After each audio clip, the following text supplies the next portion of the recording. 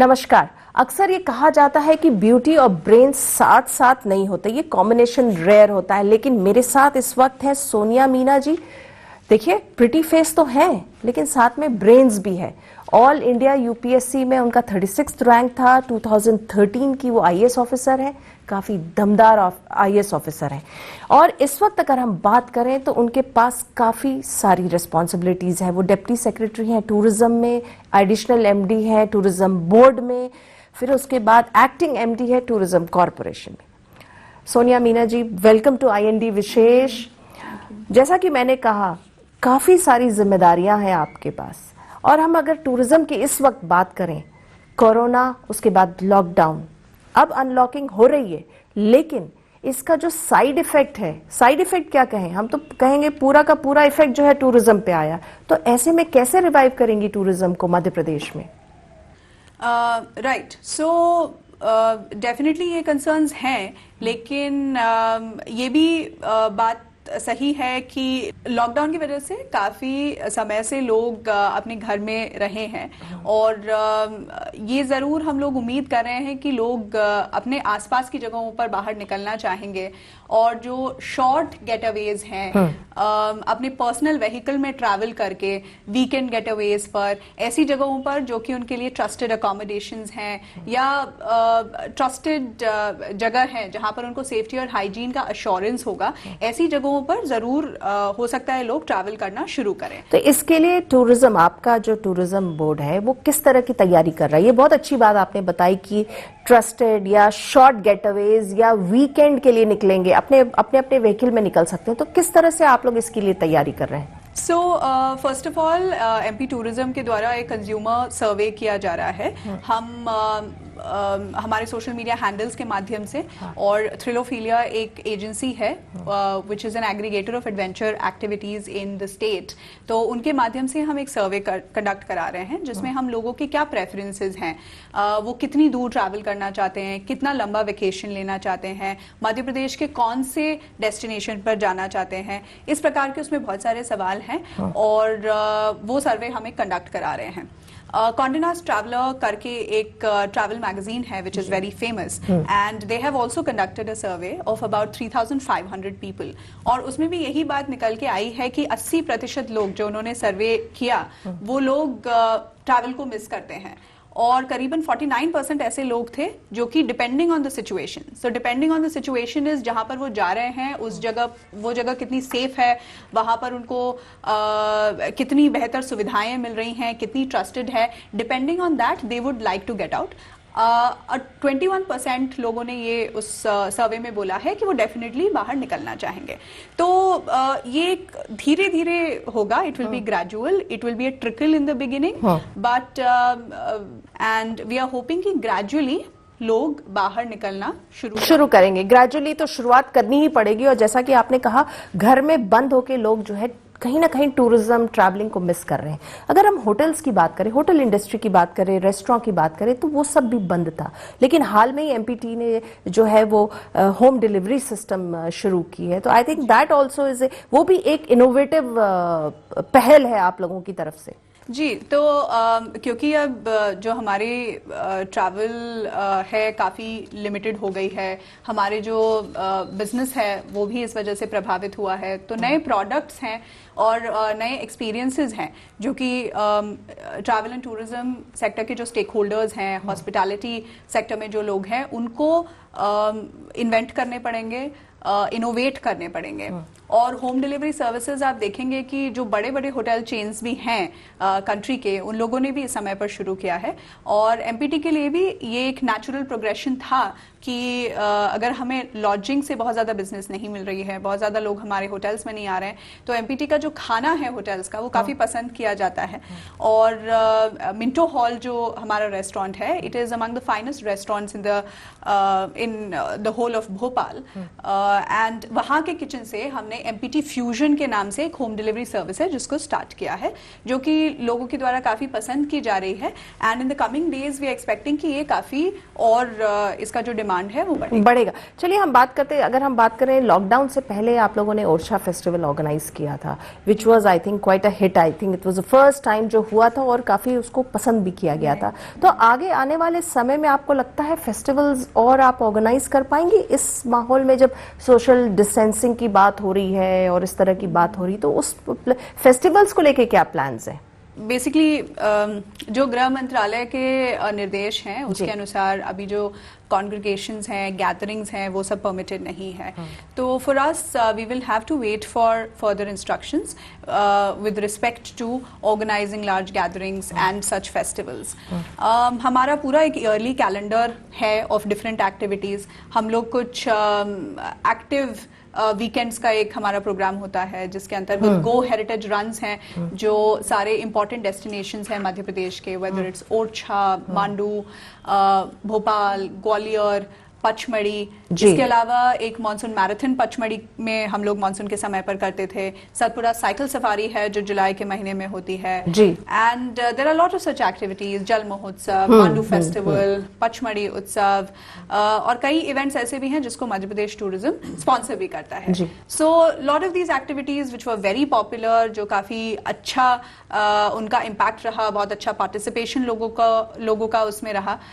But for us it will be a wait and watch situation अभी कि जो अनुमति हमें मिलेगी उसके उस हिसाब से आप प्लान आउट करेंगे। अगर हम बात करें तो मध्य प्रदेश टूरिज्म का जो एड कैंपेन है उसको भी कई सालों से जो है सराहा गया है, बहुत उसको एक्कोलर्ड्स मिले हैं, बहुत सारे प्राइजेस मिले हैं, तो उसको भी लेकर कुछ और नया प्लानिंग आप कर रही हैं? Because all the time it has been on the top of the charts. जी, आपने उस चीज़ को सराहा और काफ़ी सारे हमारे जो कस्टमर्स हैं और पब्लिक है वो उसको सराहती है और बहुत इंटरनेशनल अवार्ड्स भी जो मध्य प्रदेश टूरिज्म का टीवी कमर्शियल्स हैं उसको समय समय पर मिले हैं। जी, अभी के प्रेजेंट कॉन्टेक्स्ट में जो हम टीवी कमर्शियल के लिए प्लान कर रहे हैं उसको थोड़ा सा हमें री इन्वेंट करना पड़ेगा, री इमेजिन करना पड़ेगा, क्योंकि अभी जो स्थिति है और अगले हम लोग एक तरीके से विजुलाइज कर सकते हैं कि अगले 6 महीने तक जो स्थिति रहेगी ट्रैवल एंड टूरिज्म में,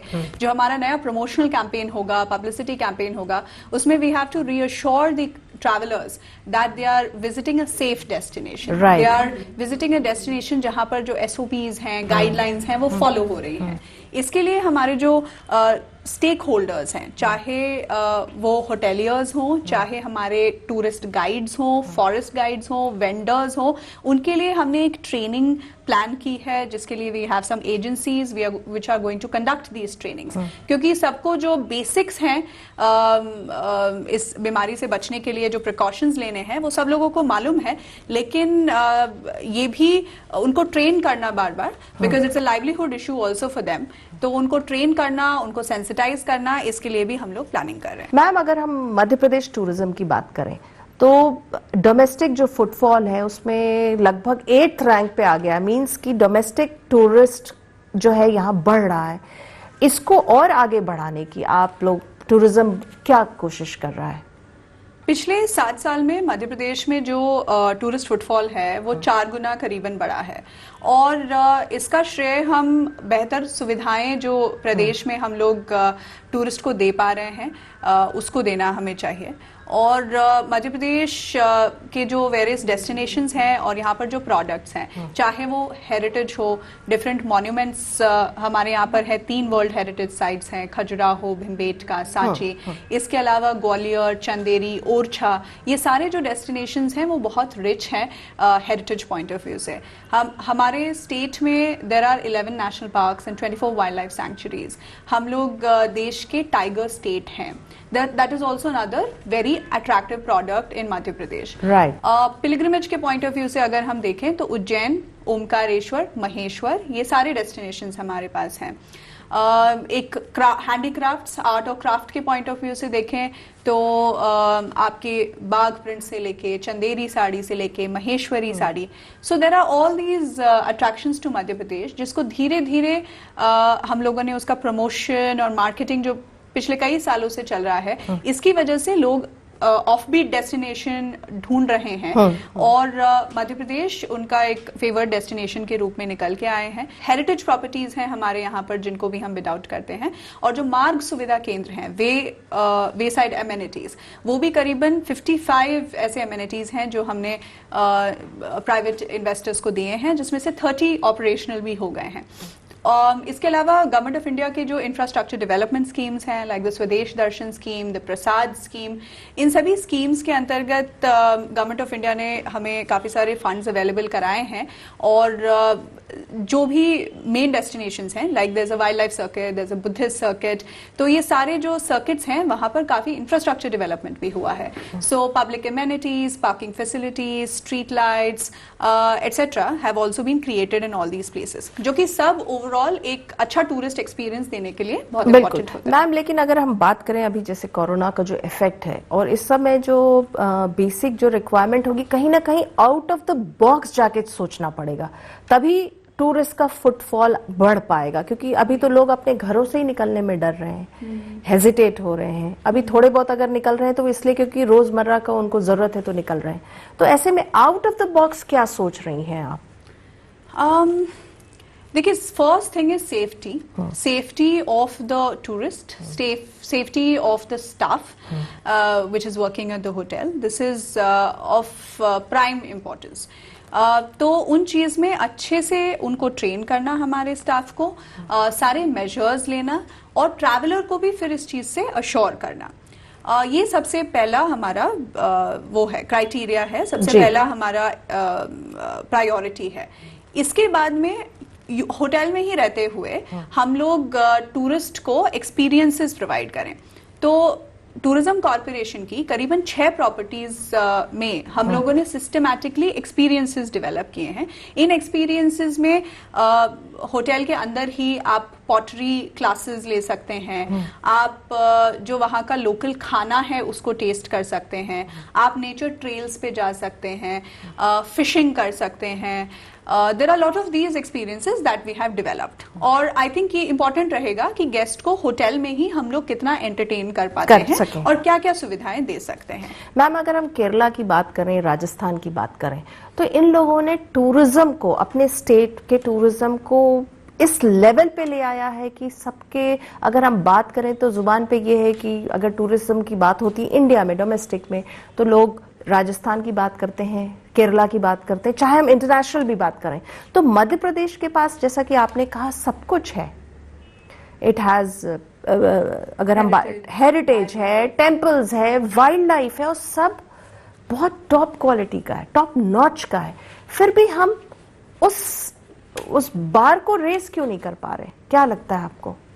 सो एज आई सेड, टूरिज्म का जो पोटेंशियल है एम्प्लॉयमेंट क्रिएट करने में, ये सिर्फ एक लग्जरी एक्टिविटी या लेजर एक्टिविटी मात्र नहीं है।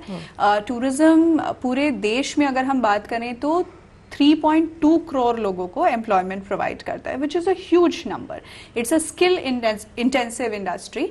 तो right from your travel agents, tour operators, guides, street vendors, souvenir shop owners, taxi operators, so you name it, hospitality, इन सभी सेक्टर्स में एम्प्लॉयमेंट जनरेट टूरिज्म करता है। और the recognition of this fact has been very important in the emphasis that is placed on tourism. और राजस्थान और Kerala early starters हैं। हम लोग भी लेकिन काफ़ी 8वीं पोजीशन पे पहुंच गए हैं इतने सालों में जो भी प्रयास किए हैं उसके साथ। और न केवल government but also private sector के पार्टनरशिप के साथ और कोऑर्डिनेशन के साथ हम इस लक्ष्य को अचीव कर सकते हैं कि मध्य प्रदेश भी एक प्रेफर्ड और एक it's a hot destination for travellers. Ma'am, आप क्या टिप्स देना चाहेंगे, since you got 36th rank in all India UPSC exam, आप आईएएस जो एस्पायरिंग आईएएस हैं, जो काम पढ़ रहे हैं, कोशिश कर रहे हैं, क्या आप उन लोगों को टिप्स देना चाहेंगी? I will tell all of them to keep their focus अभी एग्जाम जो है वो पोस्टपोन हो गया है, जी। लेकिन मुझे लगता है कि वो एक ब्लेसिंग इन डिस्गाइज है कि आपको और टाइम मिल रहा है पढ़ने के लिए। हो सकता है कुछ टॉपिक्स होंगे, कुछ ऐसे सेक्शंस होंगे जो आप कवर नहीं कर पाए होंगे या रिवाइज नहीं कर पाए होंगे। So this is a blessing in disguise. और अपना फोकस बनाए रखिए, टेम्पो जो आपका पहले था उसी चीज़ को बनाकर रखिए। और आई थिंक इस एग्जाम में यही बहुत ज़रूरी है, परसेवरेंस जो है वो बहुत ज़रूरी है कि बहुत लंबा इसका टाइमलाइन होता है। You have to give the prelims, a few months later you have the mains, और सभी तीनों स्टेजेस जो हैं उसके लिए अलग अलग स्ट्रैटेजीज होती हैं। तो वो परसेवरेंस जो है और वो जो फोकस है वो बहुत ज़रूरी है, और एक पैशन होना बहुत ज़रूरी है अगर इस एग्ज़ाम को क्लियर करना है तो। And there is no substitute for hard work. आप जितना हार्ड वर्क करें उतना कम है। So my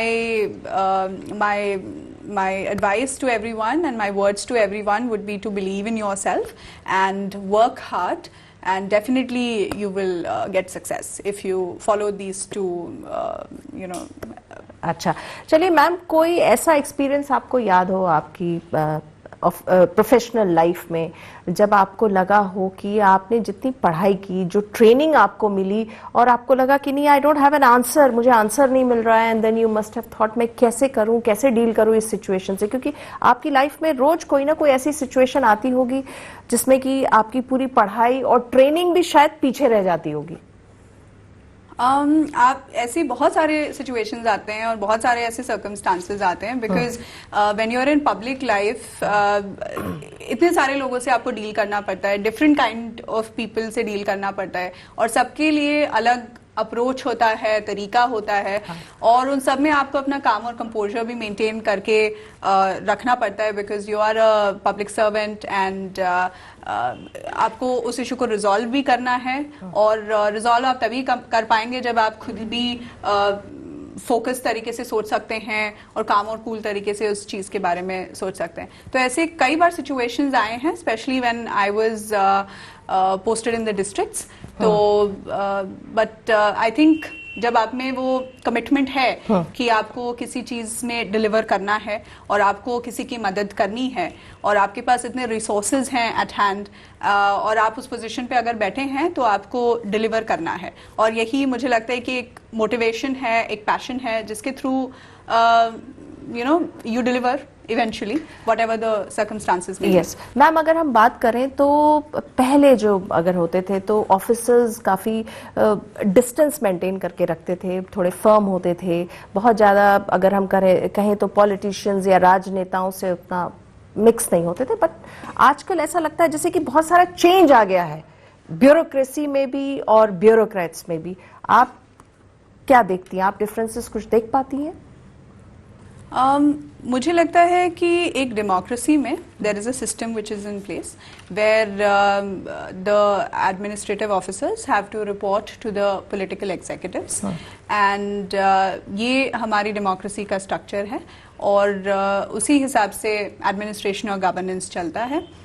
मुझे लगता है कि विद इंक्रीजिंग डेमोक्रेटाइजेशन, इंक्रीजिंग जो अवेयरनेस लोगों में आई है, उसके चलते हमें और सेंसिटिव होने की हमसे अपेक्षा लोगों की है, और एक्सेसिबल रहने की लोगों की अपेक्षा है।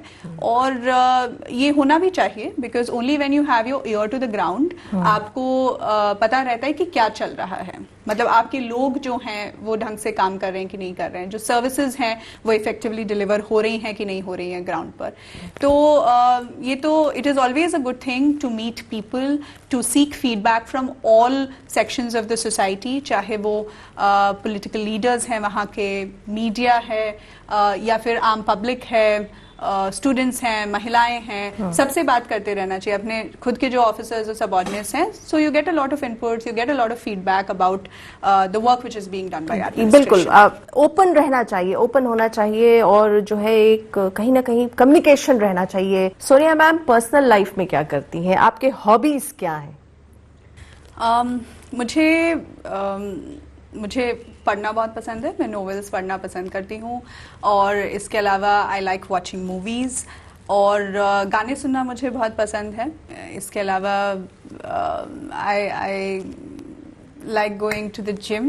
So I go to the gym and I think fitness is also very important. आखिरी फिल्म कौन सी है देखी थी अभी? हालांकि फिल्म्स अब रिलीज नहीं हो रही है, लेकिन आजकल तो ओटीटी प्लेटफॉर्म है। जी, तो लास्ट फिल्म, एक फिल्म थी जो मुझे काफी टाइम से देखनी थी और मैंने मिस कर दी थी। It was called Parineeta. तो परिणीता उस टाइम पर काफी फेमस मूवी थी और काफी अप्रिशिएट की गई थी, तो उस मूवी को मैंने लास्ट लॉकडाउन के समय देखा था। जैसा कि मैंने कहा, ब्यूटी विद ब्रेन्स, तो डोंट से ब्यूटी, एक बार आपने बोल दिया, आप खत्म करो, बार बार मत बोलो। ओके मैम, एक जिम्मेदार आईएएस ऑफिसर हैं, इतने आपके पास रिस्पॉन्सिबिलिटी है, प्लस एक आपकी एक अपनी पर्सनल इमेज है, बैलेंस कैसे बना के रखती हैं? क्योंकि कई बार हम देखते हैं जब ऑफिसर्स होते हैं तो द जो पावर है, जो ऑरा है उनका, और जिस तरह का जो एक रहता है, लाइफस्टाइल रहता है, तो वो कहीं ना कहीं it goes into the head. तो एक धरातल में, जिसको कहते हैं कि हम, आपका पांव जमीन पे रहे, इस तरह से आप अपने आप को कैसे करके रखती हैं? देखिए, ये तो वर्क लाइफ बैलेंस की बात है जो हर व्यक्ति किसी भी जॉब में हो उसको मेंटेन करके चलना पड़ता है। और सर्विस में डेफिनेटली आप ऐसे पोजीशन में प्लेस्ड होते हैं जहां पर you command a lot of authority, you also have a lot of responsibility।